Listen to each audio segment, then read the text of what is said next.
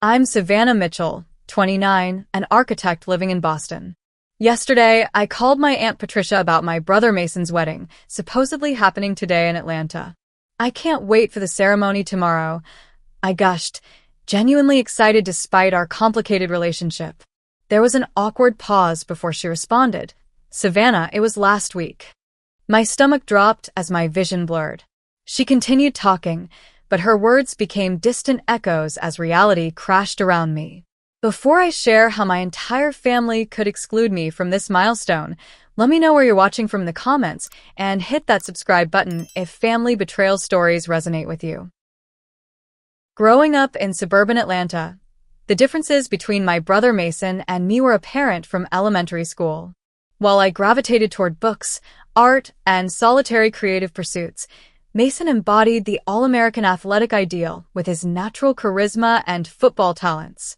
My parents, Robert and Linda Mitchell, never tried to hide their preference for his accomplishments over mine. When I won the state science competition in 8th grade, they nodded politely before rushing off to Mason's football game. When I earned a full scholarship to Cornell for architecture, my father merely commented that it was nice before launching into a 20-minute discussion about Mason's fraternity antics at Georgia Tech. The family dynamic wasn't subtle. Mason was the golden child whose achievements were celebrated with dinner parties and social media announcements, while mine warranted brief acknowledgments at best. Our family photos told the story clearly. Mason front and center beside our beaming parents, while I often stood slightly apart, my smile a bit too forced. Despite this imbalance, I maintained hope that adulthood would equalize our standing in the family. After graduating with honors, I accepted a position at a prestigious Boston architectural firm, believing distance might help reset our relationship dynamics. The geographic separation gave me perspective on patterns I'd normalized, how family gatherings revolved around Mason's schedule, never mine, how my parents called him daily but reached out to me only when they needed something, usually money or professional advice, since my career had flourished. My childhood friend Zoe, who remained in Atlanta, saw the pattern clearly. They treat you like an ATM with a blueprint service, she once remarked after I mentioned sending money for my parents' anniversary party, an event I wasn't actually invited to attend because it just came together last minute. I dismissed her concerns, attributing the oversight to innocent forgetfulness rather than systematic exclusion. The irony didn't escape me that despite being the less favored child, I had become the financial safety net for the family. My Boston-based position at Montgomery Designs had accelerated my career beyond my peers, allowing me to accumulate savings that my brother's more modest insurance sales job couldn't match. When my parents mentioned wanting to renovate their aging colonial home last Christmas, I immediately offered to contribute substantially and provide design expertise for free. They accepted with an enthusiasm I rarely saw directed at me, and for once, I felt genuinely valued. Mason's engagement to Amber Wilson 6 months ago rekindled my hope for family reconnection. When he called to share the news, he actually asked me to help plan aspects of the wedding given my eye for design, the first time he'd ever acknowledged my professional abilities. I threw myself into helping select the venue, a historic garden estate outside Atlanta, and consulted on decorations, even creating digital mock-ups of the space. We had several video calls where Mason and Amber seemed genuinely appreciative, with Amber commenting that my ideas saved the wedding. I committed to flying from Boston to Atlanta for the June 15th ceremony, blocking time off work months in advance and purchasing a non-refundable first-class ticket as a treat to myself. The wedding represented more than my brother's marriage. It symbolized my reintegration into the family fold, a chance to heal old wounds, and establish a more balanced adult relationship with my parents and brother. Looking back, I should have recognized the warning signs. My mother forgot to include me in the bridal shower invitation list. The rehearsal dinner details were never shared despite my repeated requests. My suggestions for the ceremony gradually disappeared from the plans without explanation. But each time, I rationalized their behavior, determined to break the cycle of exclusion through persistent goodwill. The Mitchell family had a long history of forgetting to include me, childhood birthday parties where invitations went out late, forcing me to scramble for friends, high school graduation where they failed to reserve enough seats for my academic mentors, Even my architecture license celebration where they promised to visit but canceled last minute for Mason's flag football tournament. Each incident in isolation seemed like an unfortunate oversight, but Zoe had been pointing out the pattern for years. They don't forget things for Mason, she observed after my parents missed my virtual awards ceremony, but managed to attend his fantasy football draft in person the same weekend. Still, family loyalty ran deep, and I continued making excuses for their behavior while seeking their approval through achievement and generosity. The revelation about the wedding blindsided me completely. I was sitting in my Boston apartment that Thursday evening, suitcase half-packed on my bed, when I decided to call Aunt Patricia to confirm what time she'd pick me up from the Atlanta airport the next day. Patricia had always been marginally kinder to me than my parents, occasionally acknowledging my accomplishments with small gifts or cards. When she answered, her voice carried the overly bright tone people use when uncomfortable. After exchanging pleasantries, I mentioned my excitement about tomorrow's ceremony. The silence that followed stretched painfully before she responded with those devastating words. "Savannah, it was last week." Initially, I thought I had misheard her. "What do you mean?" "Mason's wedding is tomorrow, June 15th. Patricia sighed, then explained in a hesitant voice that the wedding had occurred the previous Saturday, June 8th. According to her, the date had changed months ago due to venue availability issues. My hands began to tremble so badly, I nearly dropped my phone. "That's impossible," I insisted, my voice barely audible. "I've been helping plan everything for June 15th. I have the emails, the calendar invites." Patricia interrupted gently. "Honey, I'm looking at the wedding photos right now. Would you like me to send some?" Without waiting for my response, my phone buzzed with an incoming video call request. I accepted it with numb fingers to find Patricia's face looking concerned before she flipped the camera to show her laptop screen displaying a professional photo album. There they were, unmistakable images of Mason in a classic black tuxedo standing beside Amber in a stunning white gown with the cathedral veil I had helped her select. My parents flanked the couple, my mother in the periwinkle blue dress she described to me, my father sporting the new gray suit he'd mentioned purchasing. The background featured the exact floral arrangements I had suggested, white roses and blue hydrangeas cascading from garden trellises. Every detail I had consulted on was perfectly executed, except I was nowhere to be seen in any image. Patricia scrolled through dozens of photos, the ceremony under the oak arbor, the reception in the glass conservatory, the dance floor where my father twirled a laughing Amber. Photos captured Aunt Patricia herself, Uncle James, my cousins Alexis and Taylor, even distant relatives from California I hadn't seen in years. Everyone was present except me. My voice cracked. They told me it was tomorrow. I have my ticket, my hotel confirmation. Patricia made a sympathetic noise but continued scrolling, stopping at a group photo showing literally every member of the extended Mitchell family posed on the grand staircase of the venue. An entire family united, minus one daughter. My stomach clenched as I recognized faces of relatives who had responded to my texts about seeing them at the wedding just days earlier. My cousin Taylor had asked about my flight details on Tuesday. Uncle James had mentioned looking forward to catching up on Wednesday. None of them had indicated anything was amiss or that the event had already occurred. Did they say why I wasn't there? I managed to ask, my throat constricting around each word. Patricia hesitated before responding. "Your mother told everyone you couldn't make it because of a big project deadline. Some people asked about you, but..." She trailed off awkwardly. A project deadline. The convenient excuse manufactured to explain my absence to confused relatives. The calculated lie that would prevent anyone from questioning further or reaching out to me directly. The professional photos revealed other disturbing details. Personalized table settings with calligraphed name cards for every family member except me. The memory table displaying family photographs where I had been systematically excluded.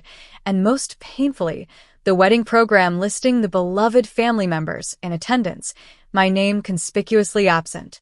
As Patricia continued flipping through images, I noticed the wedding hashtag in the corner of one photo. Hashtag Mason and Amber June 8. Pulling up Instagram with trembling fingers, I searched the tag to find hundreds of posts from a week ago, guests celebrating, dancing, sharing candid moments from my brother's wedding. Posts I had never seen because everyone had carefully avoided tagging me. My cousin Alexis, who had texted me about borrowing shoes for the wedding just yesterday, had posted 15 photos with captions about the perfect family celebration. Family friends I'd known since childhood had shared stories about the intimate family gathering, while presumably knowing I had been excluded. The physical evidence was overwhelming, but my mind struggled to process the magnitude of the deception. This wasn't a miscommunication or an oversight. It required coordinated, deliberate action by dozens of people over an extended period. Patricia, I interrupted her ongoing commentary about the flower arrangements. Did everyone know the date had changed except me? My aunt paused, confusion crossing her features. Well, I thought you knew but couldn't make it. The new invitations went out months ago. New invitations. Invitations I had never received. Can I see the invitation? I asked. Patricia fumbled in her desk drawer before holding up an elegant cream-colored card with gold foil lettering. The date clearly read Saturday, June 8th, not the June 15th that had been in every communication I received. My parents and brother had maintained the charade of the later date exclusively with me while informing everyone else of the change. The realization hit me with physical force. This was not an error or miscommunication. This was intentional, coordinated exclusion executed with frightening precision. I thanked Patricia weakly before disconnecting, then sat motionless in my half-packed apartment, surrounded by the unworn bridesmaid dress I'd purchased, the wrapped wedding gift, and printed directions to a ceremony that had already happened without me. After ending the call with Patricia, I sat frozen for nearly an hour before summoning the courage to call my parents. My hands shook so badly, I had to redial twice. When my mother answered with a casual, "Hello, sweetie," as if nothing were amiss, something fractured inside me. "Mom," I said, struggling to keep my voice steady, "I just spoke with Aunt Patricia. The wedding was last week." A pause then. "Oh, goodness, didn't we tell you?" The date changed last minute because of a scheduling conflict with the venue. Her tone carried the slight impatience she typically used when explaining something obvious. "Last minute," I repeated incredulously. Patricia said new invitations went out months ago. I never received one. My mother sighed dramatically. "We definitely told you, Savannah. Remember when we called in March about the venue issue? I'm certain we mentioned it then." That call had indeed happened, but the date change was never discussed. I had meticulous notes from every wedding-related conversation, a professional habit that now served as evidence of their deception. "Mom, I have our text messages from literally yesterday where you mentioned looking forward to seeing me at the wedding this weekend. Why would you say that if it already happened?" Another pause. "Well, you must have misunderstood. Your father, tell Savannah about the date change we discussed." My father's voice came on the line, gruff and dismissive. "We definitely told you it moved to the 8th. Maybe you weren't paying attention, as usual." The familiar accusation that my focus was somehow deficient when it came to family matters stung with practiced precision. "Dad, I took time off work for the 15th. I have a plane ticket for tomorrow. I've been texting everyone about the wedding this week, and no one, not one person, mentioned it already happened." My father's response chilled me. "Don't make this about you, Savannah. It was Mason's special day, and he was disappointed you chose not to come." The audacity of this statement momentarily robbed me of speech. They were not only denying their deception but actively recasting me as the villain who had deliberately skipped the wedding. When I finally collected myself, I asked to speak to Mason. Minutes later, my brother's voice came through, artificially bright. "Hey, Save, what's up?" As if we were having a normal conversation. As if he hadn't just gotten married without his only sister present. "Mason," I said quietly, "why wasn't I at your wedding?" His laugh sounded forced. "What are you talking about? We told you the date changed to the 8th. Everyone knew." The coordinated nature of their lies became increasingly apparent as I pressed for details. When asked exactly when they had informed me, each family member gave different answers. Mom insisted it was during a March phone call. Dad claimed they had sent an email in April. Mason swore he had texted me the new date in May. When I pointed out the contradictions in their stories, they smoothly shifted tactics. Perhaps they had collectively forgotten to tell me, but surely that was an understandable oversight amid wedding stress. The conversation took an even more disturbing turn when I asked about the dozens of interactions we'd had in the past week, all centered around a wedding supposedly happening on June 15th. "You probably just got confused," my mother suggested sympathetically. "You've always mixed up dates. Remember that time in high school when you missed Grandma's birthday?" This reference to a minor scheduling error from 15 years ago exemplified their strategy, excavating ancient history to establish a pattern that didn't exist. When I mentioned the non-refundable plane ticket and hotel reservation, my father snorted dismissively. "Always so concerned about money. It's just a couple $100, Savannah." The ticket had cost over $800 and the hotel another $400. Significant sums they casually dismissed while knowing I had incurred these expenses for an event they ensured I would miss. My growing anger must have been evident because Mason suddenly adopted a conciliatory tone. "Look, we're really sorry if there was a miscommunication. We'll make it up to you. You can come visit next month, and we'll have a special dinner."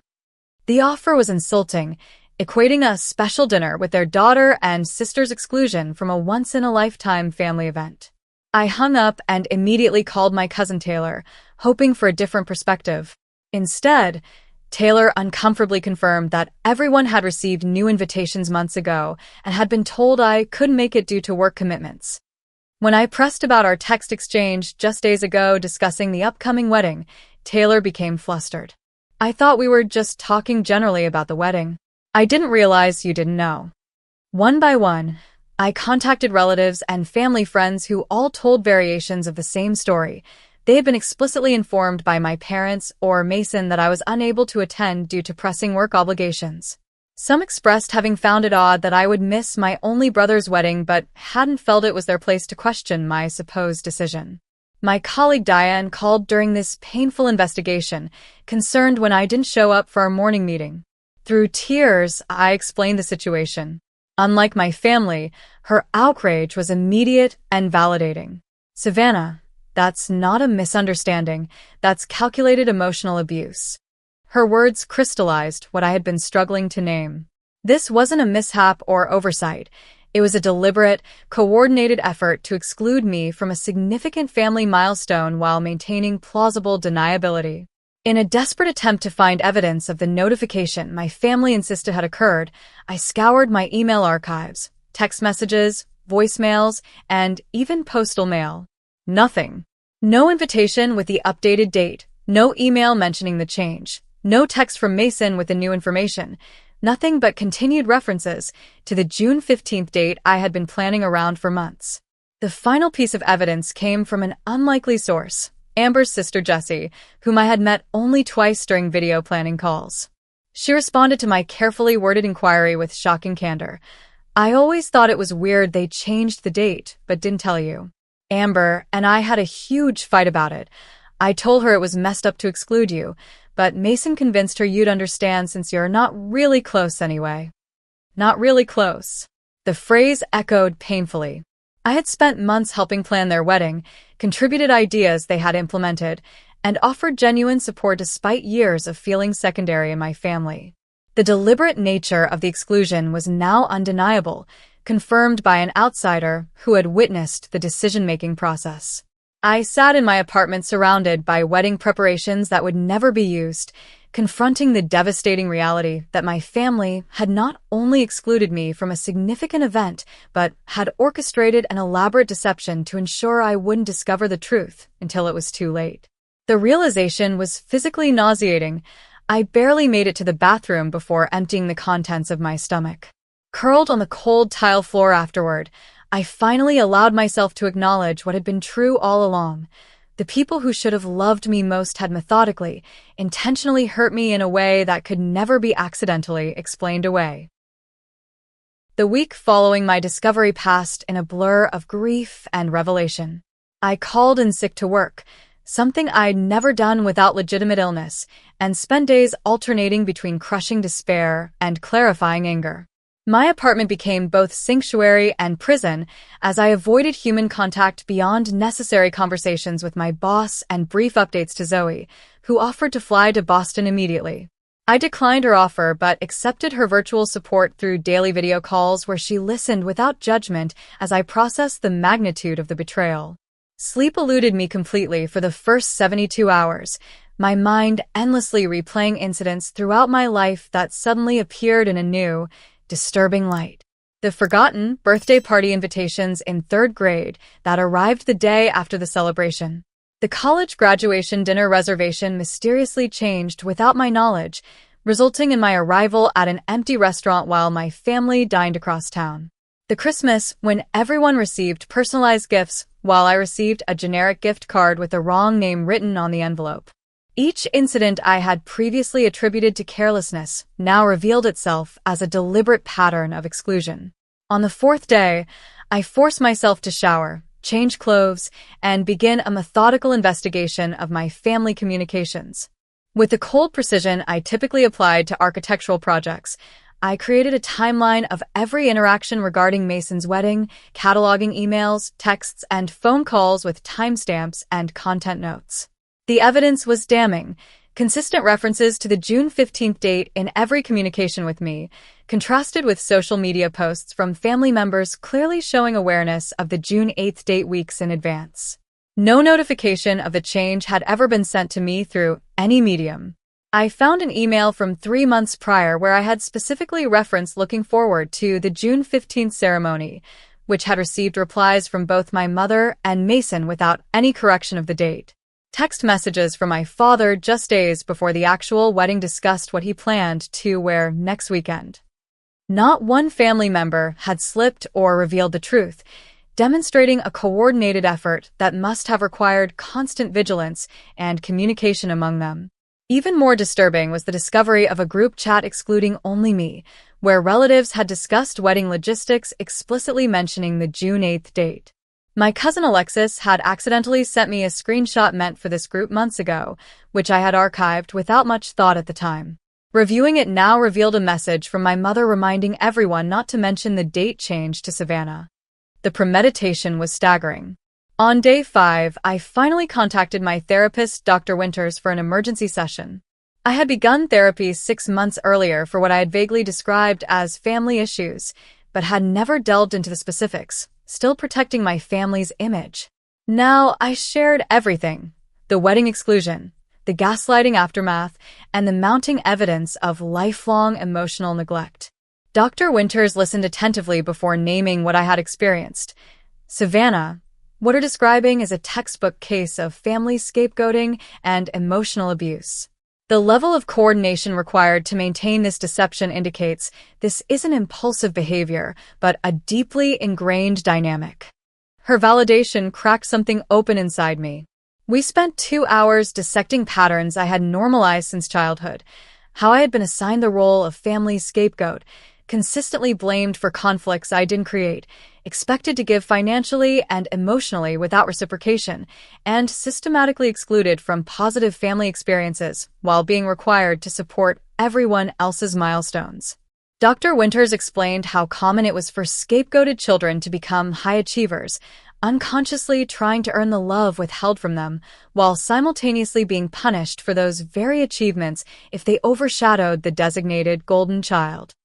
My academic and professional success had become both my defense mechanism and the target for my family's resentment.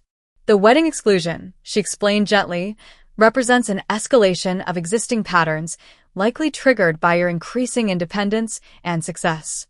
By maintaining the fiction of the wrong date, they ensured you would miss the event without having to explicitly uninvite you, allowing them to maintain their self-image as loving family members while telling others you chose not to attend. That night, I cried for hours, not just for the wedding I had missed, but for the loving family I had never actually had. The grief felt bottomless, mourning both the specific loss and the lifelong absence of unconditional love I had continuously tried to earn.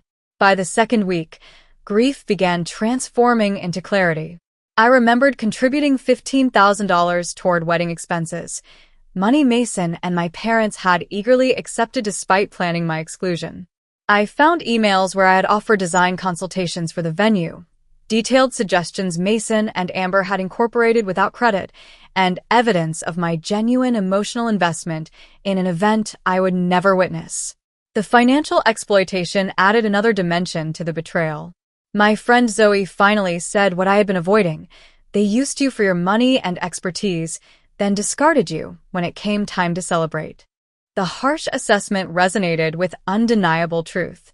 I began reviewing other financial contributions I had made to family causes over the years, helping fund my parents' anniversary vacation, contributing to Mason's car down payment, regularly sending gifts and money for holidays while receiving token acknowledgments in return. The pattern of financial exploitation paralleled the emotional dynamics. I gave generously, received minimally, and was expected to continue without complaint. 3 weeks after the discovery, I received a text from my mother asking when I planned to get over this misunderstanding because they missed hearing from me. The casual dismissal of my pain became the catalyst for a decision that had been forming subconsciously. After consulting with Dr. Winters, I crafted a calm, direct email to my parents and Mason explaining that I needed space to process their actions and would be taking a break from communication for an undefined period. I didn't blame or accuse. I simply stated facts about the wedding date deception and my need for distance. Their responses arrived predictably. My mother expressed wounded confusion about why I was still dwelling on an honest mistake. My father accused me of being overly sensitive as usual, and Mason sent a single line. I thought you'd be bigger than this. Not one acknowledged the harm they had caused or offered a genuine apology. Their reactions confirmed Dr. Winters' assessment that acknowledging their behavior would threaten the family narrative they had constructed, where I was perpetually at fault and they were always reasonable. The space from constant contact allowed me to recognize how much energy I had devoted to seeking their approval, managing their emotions, and trying to earn a place in their inner circle, a place that had been systematically denied regardless of my efforts. For the first time, I considered the possibility of defining family on my terms rather than continuing to seek inclusion in a system designed to exclude me. After 4 weeks of limited contact, I had established a fragile new normal. Returning to work provided welcome structure, and weekly sessions with Dr. Winters helped process layers of family dynamics previously invisible to me. I began reconnecting with friends I had neglected while prioritizing family relationships, discovering support networks I hadn't fully appreciated. My boss had been unexpectedly understanding, even offering me a challenging new commercial project that provided healthy distraction. The acute pain had evolved into a dull background ache, present but no longer debilitating. Then came the call that shattered my tentative peace. My phone lit up with my father's name one Tuesday evening as I reviewed design plans. I nearly declined but decided answering might demonstrate my emotional progress. Savannah, my father began without preamble, we need to discuss the home renovation financing. The contractor is waiting on the first payment, and your mother wants to start before the fall weather arrives. No greeting, no inquiry about my well-being, no acknowledgement of our recent conflict, just an immediate financial demand. I remained silent, processing the audacity of this approach, which prompted my father to continue with growing impatience. We've selected the materials you suggested in your initial design, but the contractor needs 30% down to secure the schedule. We were thinking you could transfer the money by Friday. The casual presumption that I would still contribute after their betrayal momentarily stunned me. Before I could respond, my father added, "Your mother wants to know if you can come down next weekend to review the plans in person. She's thinking about changing the kitchen layout." The entire conversation proceeded as if the wedding deception had never occurred, as if I hadn't explicitly requested space, as if our relationship remained unchanged. When I finally found my voice, I asked simply, "Dad, did you call to check how I'm doing after what happened with the wedding?" His dismissive snort carried through the line with perfect clarity. "Savannah, are you still upset about that miscommunication? It was weeks ago. Family doesn't hold grudges." The selective amnesia was breathtaking.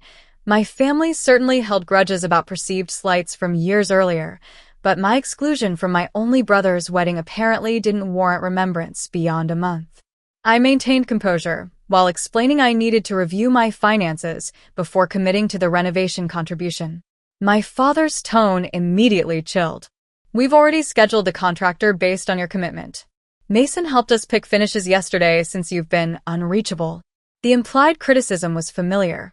Regardless of circumstances, I was always positioned as the unreliable, difficult family member. The conversation ended with my promise to think about it and my father's barely concealed irritation.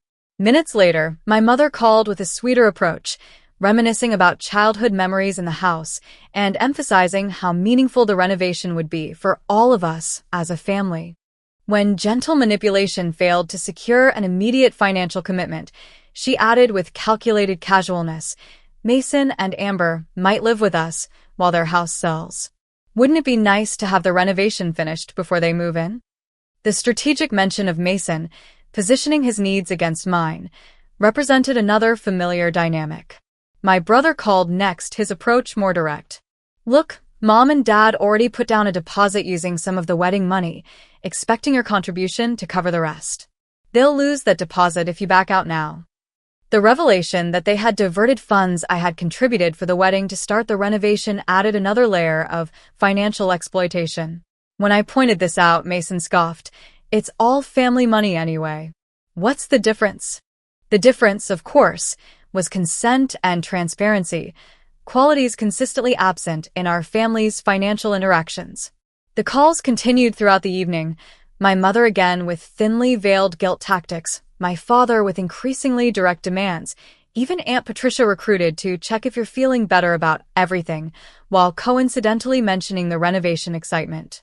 Their coordinated pressure campaign mirrored the wedding deception in its organization and single-minded focus.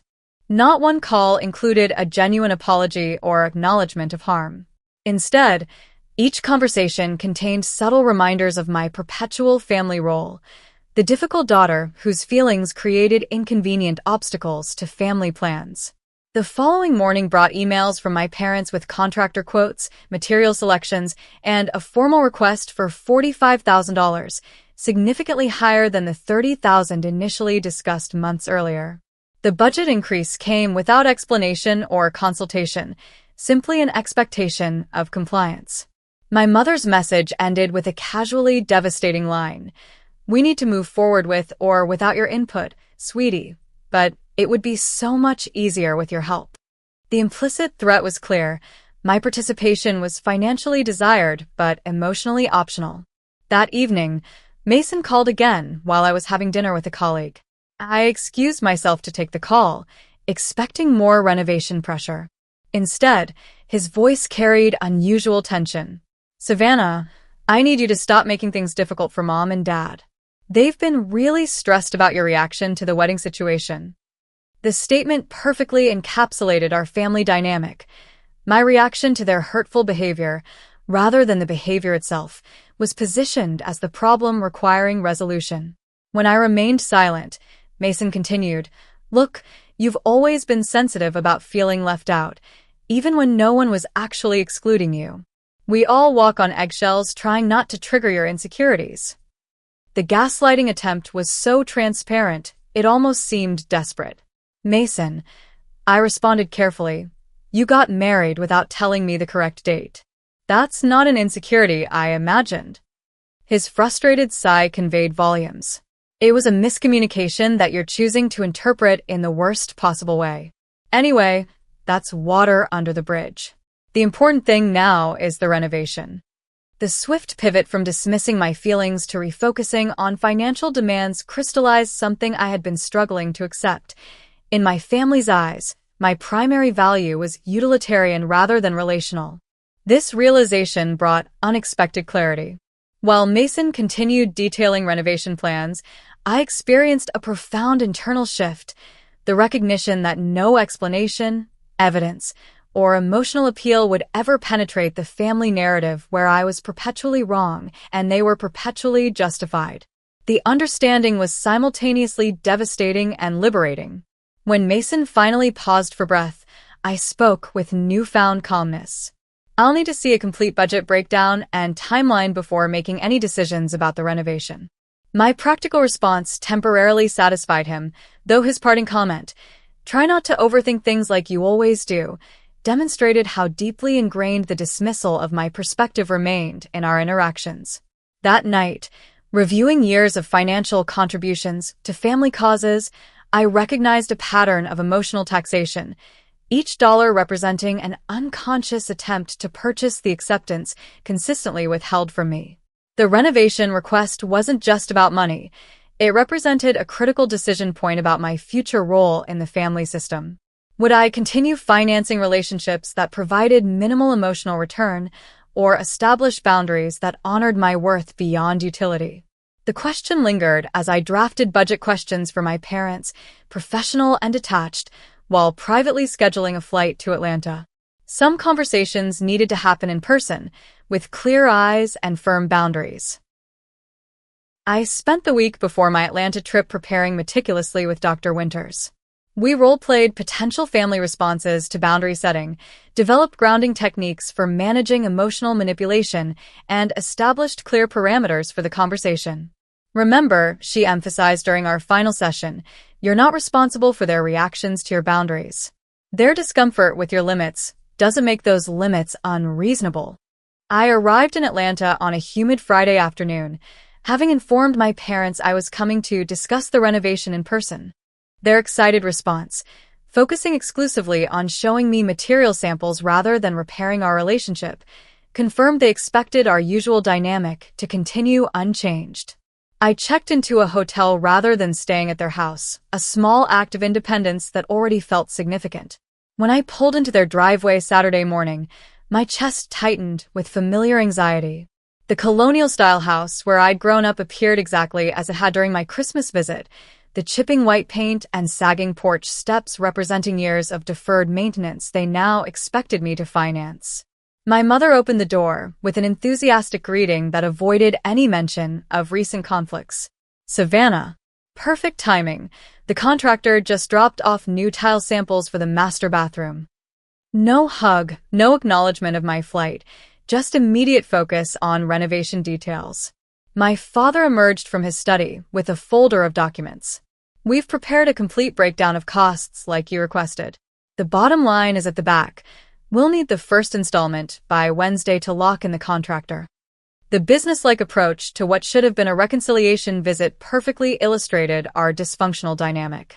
Mason and Amber arrived 30 minutes later, carrying architectural magazines and chatting about fixtures, as if we were simply continuing a pleasant ongoing project rather than addressing a significant breach of trust. My mother suggested lunch before getting into all the boring budget details, her transparent attempt to delay the potentially difficult conversation I had come to have. Over carefully prepared sandwiches, my favorite type in what appeared to be a calculated touch, the conversation remained superficially pleasant, focusing on neighborhood gossip and Amber's new teaching position. When my father finally steered discussion toward the renovation timeline, I placed my water glass down deliberately and spoke the words I had rehearsed. "Before we discuss financial commitments, I need to address what happened with the wedding." The table fell silent. My mother's smile froze while my father's expression hardened. Mason and Amber exchanged quick glances that confirmed their awareness of the tension.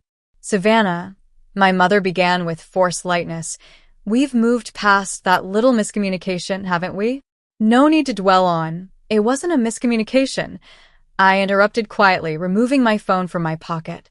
"I've compiled every email, text message, and documented phone call about the wedding from the past 6 months. There was never any notification about a date change. In fact, there are dozens of explicit references to the June 15th date from all of you, continuing right up until the week of the actual ceremony." The evidence-based approach momentarily stunned them. They had expected emotional accusations they could dismiss as overreaction, not documented proof of their deception.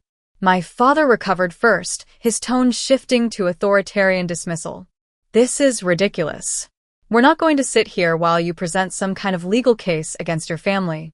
His attempt to reframe my reasonable request for accountability as an attack illustrated the strategy they had always employed: positioning my desire for fair treatment as unreasonable and aggressive.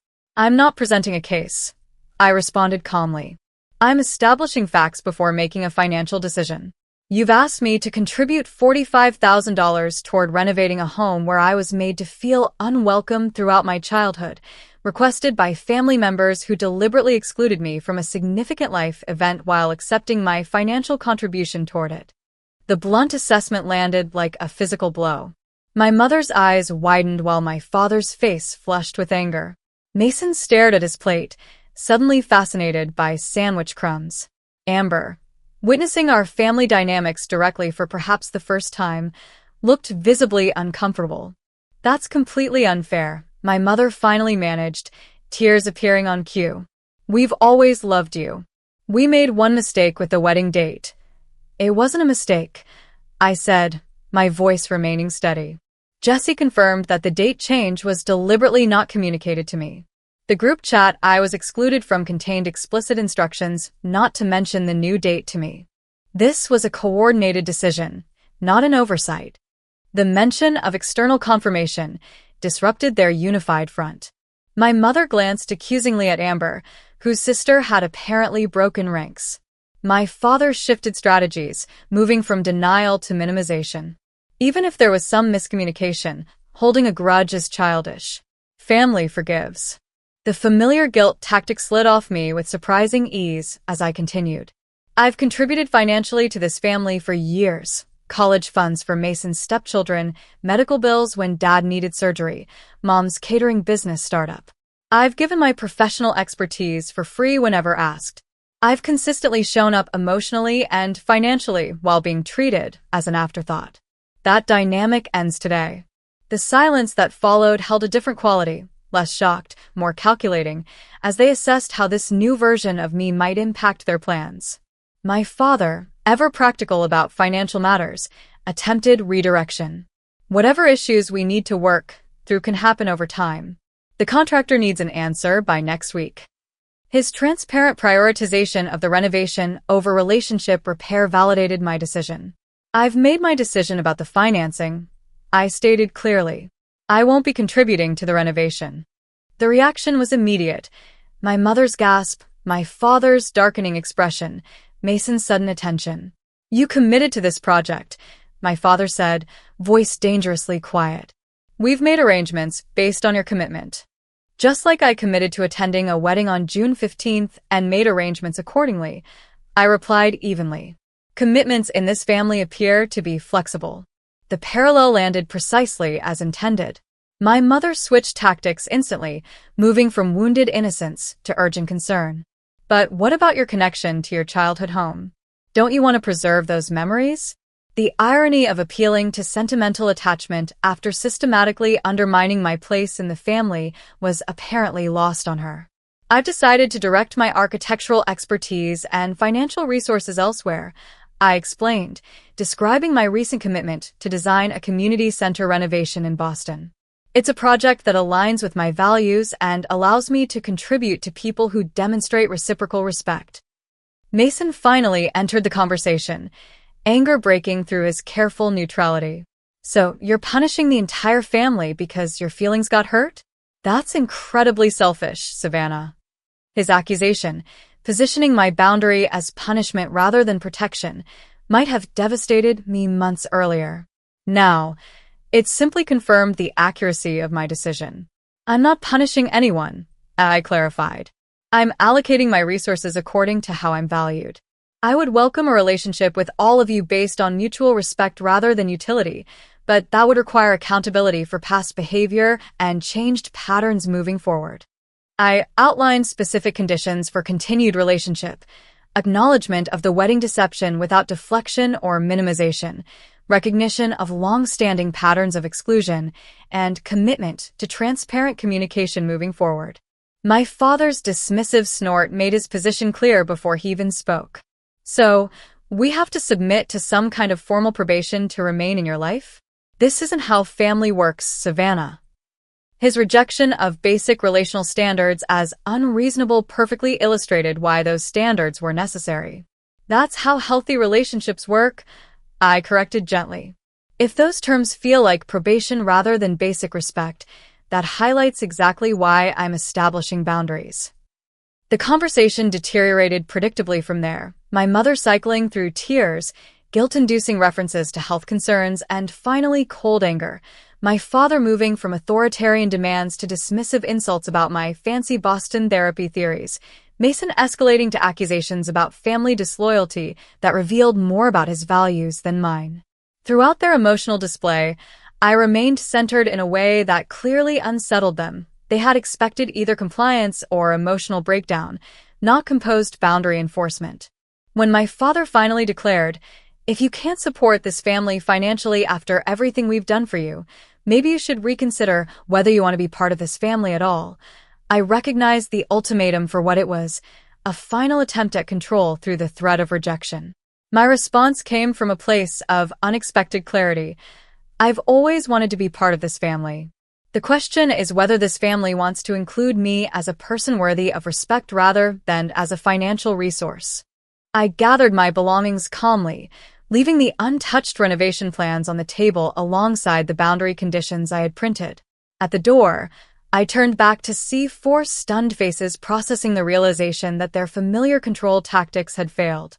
"I'm staying at the Westside Hotel until Monday morning if anyone wants to discuss moving forward differently. I love you all and hope we can build something healthier." Walking to my rental car, I experienced neither triumph nor devastation, just the quiet certainty of having honored my worth after decades of allowing it to be diminished. 6 months after that pivotal Atlanta confrontation, my life had transformed in ways both subtle and profound. None of my family members had visited me at the hotel that weekend, though my mother had sent a text suggesting I was being dramatic and would come around eventually. Their confidence that I would revert to established patterns revealed how fundamentally they misunderstood the shift that had occurred. The early weeks of enforced boundaries had been challenging. The lifetime habit of seeking their approval didn't disappear overnight, and each ignored call or unanswered message triggered waves of programmed guilt. Dr. Winters helped navigate these reactions, normalizing the grief process while affirming the necessity of the boundaries I'd established. "You're mourning the family you deserve to have," she explained during a particularly difficult session, while creating space for relationships that honor your worth. Those relationships began developing in unexpected places. My colleague Diane, who had witnessed my breakdown after the wedding discovery, invited me to her family's monthly dinner gatherings. Initially attending out of politeness, I found myself embraced by her sprawling, noisy clan who demonstrated what family could be: supportive, respectful of differences, genuinely interested in each other's lives. My neighbor Malcolm, a retired English professor, became an unlikely friend after helping carry groceries during a Boston snowstorm. Our weekly coffee conversations about architecture, literature, and philosophy filled an intellectual connection I'd never experienced within my biological family. The community center renovation project I'd mentioned to my parents became a central focus, connecting me with local activists and residents who appreciated both my professional expertise and personal investment in their neighborhood. Working with people who expressed genuine gratitude rather than entitled expectation reminded me that contribution could be joyful rather than extractive. My professional life flourished amid these personal changes. Freed from the constant emotional drainage of dysfunctional family dynamics, I found renewed creative energy for my architectural work. My Boston firm recognized this shift, promoting me to senior design lead and featuring my community center project in their portfolio materials. The financial resources previously directed toward family emergencies accumulated steadily, allowing me to purchase a small but charming brownstone apartment I had previously only dreamed of affording. Occasional communications from my family arrived, testing whether my boundaries remained intact. My father sent renovation updates with passive-aggressive notes about how they had managed without burdening you. My mother's birthday card included guilt-inducing comments about families that stick together no matter what. Mason sent holiday photos of his stepchildren with pointed remarks about what you're missing by choosing to stay away. Each message revealed their unchanged perspective. My boundaries represented selfish abandonment rather than necessary self-protection. 3 months after the confrontation, an unexpected message arrived from Amber. Unlike my family's communications, hers acknowledged reality. I witnessed what happened at that lunch, and while I'm loyal to Mason, I can't pretend what they did with the wedding was okay. If you're ever ready to talk, I'd like to understand your perspective better. The olive branch, while tentative, represented the first recognition from anyone connected to my family that my experience had validity. Our subsequent coffee conversation during her Boston business trip opened a small channel of honest communication. Mason was raised to expect certain things, she admitted carefully. He doesn't always see how his family's dynamics affect others. While not exactly an apology, her acknowledgement represented progress. Through her, I occasionally received less filtered family updates. My parents had completed a scaled-down renovation. Mason had received a promotion. Family gatherings continued with my absence explained away through increasingly elaborate excuses. The knowledge brought a dull ache, but no longer the devastating pain of fresh exclusion. My most significant relationship development came unexpectedly through an architectural charity event where I met Ryan, an environmental engineer working on sustainable building solutions. Our professional collaboration evolved into friendship and eventually into a relationship built on mutual respect and transparent communication. When I finally shared my family history with him, his response was validating without being pitying. They missed out on knowing an extraordinary person. That's their loss, not a reflection of your worth. His healthy family relationships, complicated and imperfect but fundamentally loving, provided a model of what was possible when people valued connection above control. During our first holiday season together, his mother called specifically to check if I had dietary preferences for Christmas dinner, a small consideration that brought unexpected tears because it represented the attentiveness my own family had never shown. My therapeutic journey continued throughout this period of external change.